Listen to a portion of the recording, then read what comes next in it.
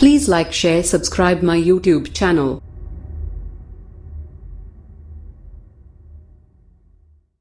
Hello friends and my dear students, आप सभी का स्वागत है आपके अपने YouTube channel Techno Master Abhishek में।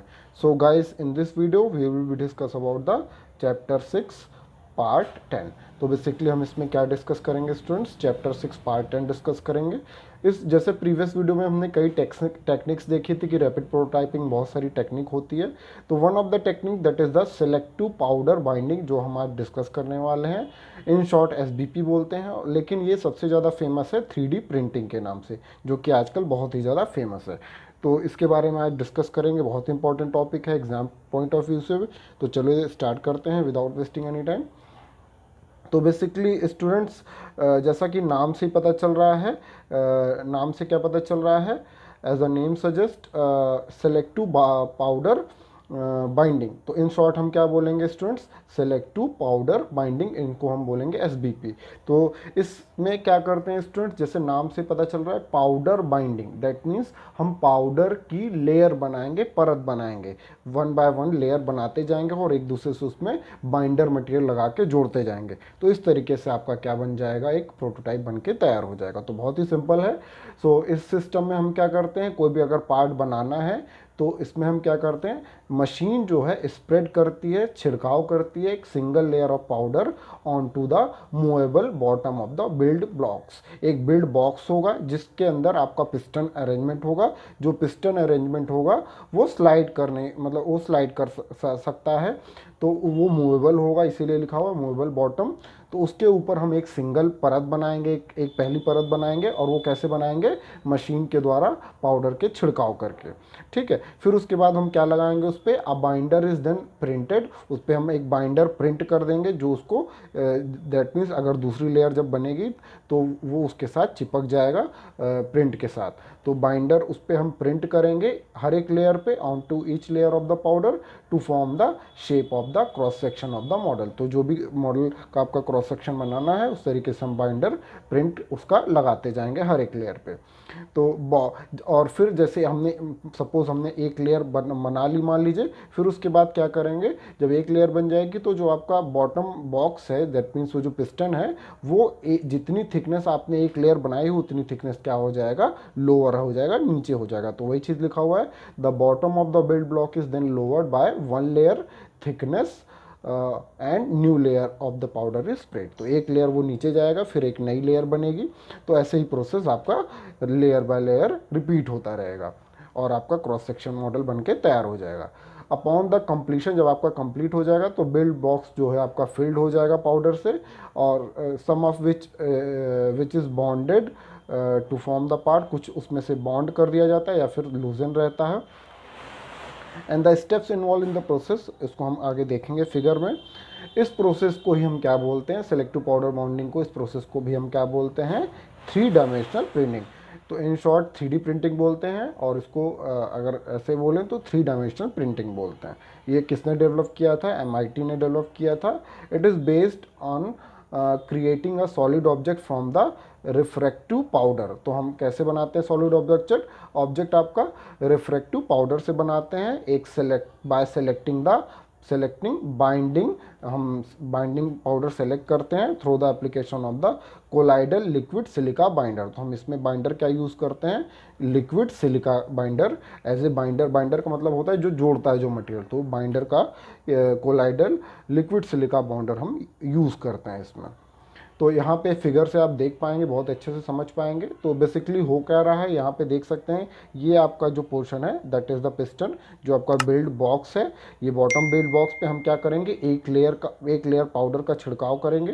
तो यहाँ पे एक लेयर पाउडर का हमने छिड़काव किया है, सपोज यहाँ पे एक लेयर बनाई है, ठीक है। उसके बाद हमने यहाँ पे लेयर बनाई है, बाकी आपका फील्ड है किसी और मटेरियल से।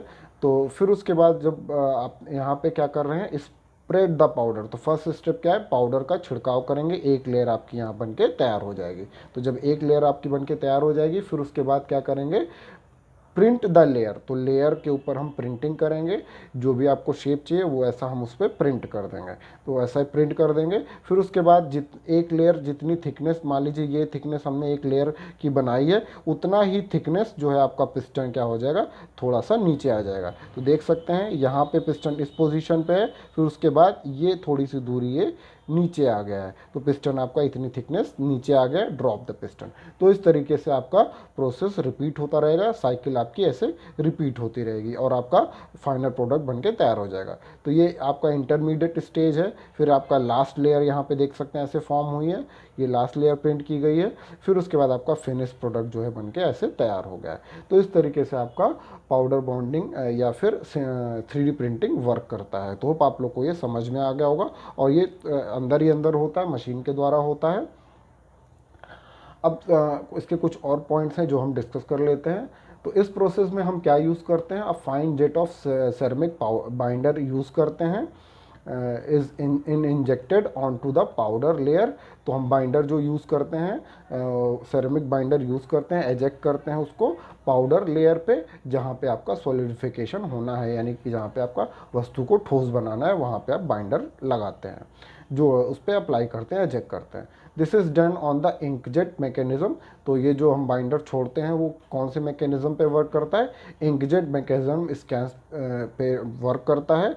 The layer by layer either एजेक्टिंग the binder droplets, या तो हम बाइंडर का ड्रॉपलेट्स यानी बूंद बूंद के फॉर्म में उसको एजेक्ट करें एट द आइडेंटिफाइड लोकेशन, कुछ जो लोकेशन पे हमें डालना है, और by deflecting the continuous emerging the drops, या तो हम एक एक ड्रॉपलेट्स के फॉर्म में डालें या कंटिन्यूस हम उसकी एक प्रवाह करते रहे, धारा बहाते रहे, emerging the drops away from the location where the solidification is not wanted. तो इस तरीके से हम इस पे काम करते हैं। तो these are termed as the drop on demand. तो ये हम किस नाम से जाना जाता है, ड्रॉप ऑन डिमांड। यहाँ की यानी कि जहाँ पे ज़रूरत है वहीं पे हम ड्रॉप को गिराएंगे, और कंटिन्यूस जेट दूसरा जो मेथड है उसको कंटिन्यूस जेट के नाम से जाना जाता है।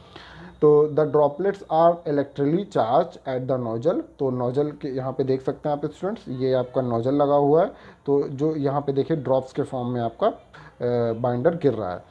तो जो ड्रॉपलेट्स होती हैं वो इलेक्ट्रिकली चार्ज होती हैं नोजल पे, then deflected by applying the suitable voltage. फिर वो डिफ्लेक्ट होती है सुटेबल वोल्टेज लगा के two electrodes located below the nozzle. तो नोजल के बिलो एक इलेक्ट्रोड लगाया होता है, फिर उसके अकॉर्डिंग वो डिफ्लेक्ट हो जाती हैं जब हम सुटेबल वोल्टेज देते हैं।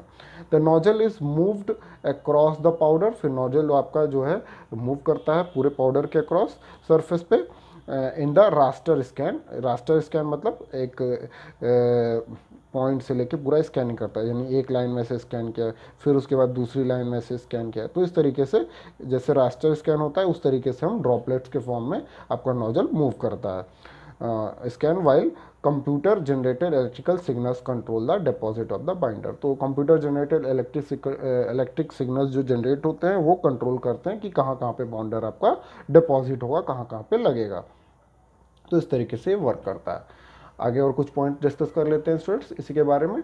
The print head consist of an array of the large number of jet ports. तो जो प्रिंट हेड होता है आपका, उसमें आप बहुत सारे नंबर ऑफ जेट पोर्ट्स बने होते हैं, और हर एक जो पोर्ट होता है उसकी जो कैपेसिटी होती है, they are capable of operating at the 10 kilo hertz frequency पे ये वर्क कर सकते हैं।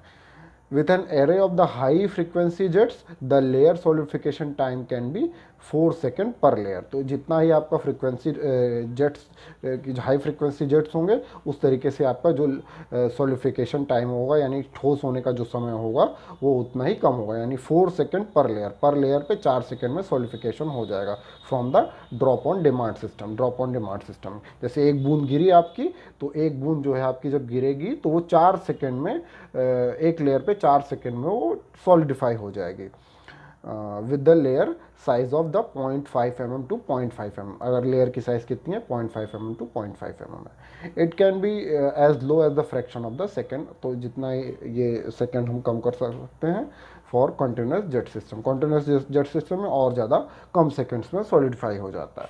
इसकी जो सबसे बड़ी जो मेजर प्रॉब्लम होती है with the parts produce by this technique is इनएडिक्वेट surface finish. तो इसकी जो पार्ट्स प्रोड्यूस होते हैं उसकी सरफेस फिनिश अच्छी नहीं होती, इनएडिक्वेट होती है। ये सबसे बड़ी इसकी खामी है 3D प्रिंटिंग की। Removal of the unbound powder from the narrow passages and enclosed cavity also poses difficulties। अब जैसे मान लीजिए हमने पाउडर लगाया है लेकिन कुछ ऐसी जगह पे है जहाँ पे हमें पाउडर नहीं चाहिए होता, कुछ नैरो छोटे छोटे स्मॉल होल्स है जहाँ पे हमें पाउडर नहीं चाहिए होगा, वो हमारा डिमांड नहीं है शेप का, तो वहाँ पे जो उस पाउडर को निकालना जो होता है अनबाउंड पाउडर को, वो बड़ा डिफ़िकल्टी प्रोड्यूस होता है इस टेक्निक में। This process is however very convenient, लेकिन इन सब खामियों के बावजूद भी ये प्रोसेस जो है बहुत ही कन्वीनियंट होता है फॉर मेकिंग द मोल्ड, आपका मोल्ड तैयार करने के लिए विद द इंटीग्रल कोर्स के साथ जो मोल्ड बनता है, आपने कास्टिंग पढ़ा होगा तो आपने ये समझ रहे होंगे। Since the fabrication of the mould and the core is done as a single unit, तो इसमें क्या होता है मोल्ड और कोर, यानी मोल्ड जो आपका मोल्ड जिसे आप बोलते हैं साँचा जिसमें आप बनाते हैं, तो उसमें मोल्ड के अंदर अगर मान लीजिए कोई होल करना है, होल ऑलरेडी बनाना है ओपनिंग, तो उसको हम कोर लगा देते हैं। तो मोल्ड कोर के साथ अगर हमें बनाना है तो इसमें एक साथ हम एक सिंगल यूनिट में बनाते हैं। And the registration of the core to the mould is precise. तो जो कोर में मोल्ड लगा होता है बहुत ही प्रिसाइज होता है। तो इस तरीके से हमने स्टूडेंट्स देखा कि ये 3D प्रिंटिंग जो टेक्निक है कैसे वर्क करती है। अभी स्टूडेंट्स नेक्स्ट जो आपका टॉपिक होगा that is the ballistic particle manufacturing, वो हम नेक्स्ट वीडियो में डिस्कस करेंगे स्टूडेंट्स। अदरवाइज ये वीडियो ऑलरेडी बहुत लेंदी हो जाएगी। तो स्टूडेंट्स आज की वीडियो के लिए इतना ही। होप आप लोगों को ये 3D प्रिंटिंग समझ में आ गया होगा और ये आपके एग्ज़ाम पॉइंट ऑफ व्यू से बहुत ही इंपॉर्टेंट है। तो इस वीडियो को ज़रूर देखें और कोई भी डाउट आता है तो आप उसको पूछ सकते हैं।